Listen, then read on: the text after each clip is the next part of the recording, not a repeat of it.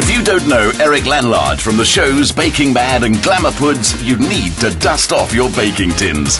Janez caught up with him at the Steenberg Hotel in the Constantia Valley. Eric, I know you're a big fan of Cape Town and you've been here many times before, but this is the first time that we've actually shot with you here in the city. I know, you shot in our pâtisserie, and the last time you were in my house with Simba. So nice to be here for the first time in Cape Town on the front of the camera with you. I organise a little something. You know the biggest craze at the moment in the UK?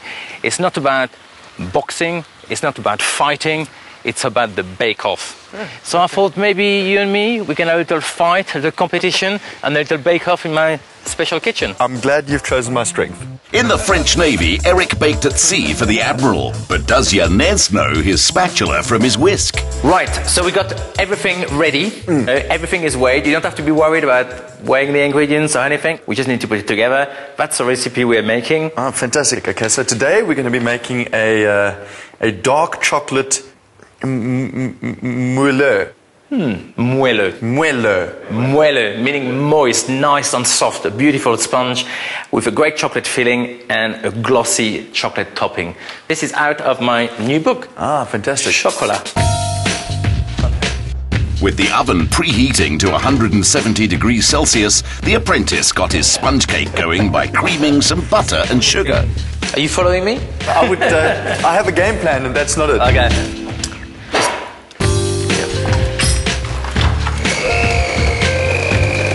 The butter and sugar are creamed till light and fluffy. But by the time the eggs needed to be added, the wheels, or at least the whisks, were coming off. Eric was most helpful. After all, his new book is about helping amateurs up their game. Okay, so now we're going to add the hot melted chocolate, and that's going to turn our mixture all lovely and glossy. And yummy as well. Much smoother than it is now. Oh, really? Yeah. Okay, next we got black treacle. What exactly is treacle? Treacle is the molasses from the actual sugarcane. Ah. So that's very tasty. Or it would be if there was anything left in the bowl after Janez's whisking. Is there chocolate on my nose? Yes. A lot. A bit, yeah. Okay. Right, next, ground almond. Ground almond. Yeah, that's the ground almond. Okay. Cheers. Cocoa powder. Cocoa powder, wow. Yes, cocoa powder can be enthralling. And now the self-raising flour. And some baking powder. It's all made Eric a regular Popeye the Sailor Man. You must have strong forearms. You don't need to go to the gym. We got big guns, pastry chefs, you know. That said, technology never hurt. Okay, so our tins, and that's one of my top tips, is that's mine. You got two as well there. Oh, right. Instead of baking a deep sponge, which is going to take ages to cook, it's best to do two shallow ones, cook much faster, much softer as well. Divide the mixture between the tins and level the tops. While they bake for 30 to 35 minutes, start the ganache by heating whipping cream to just below boiling before mixing it with dark chocolate.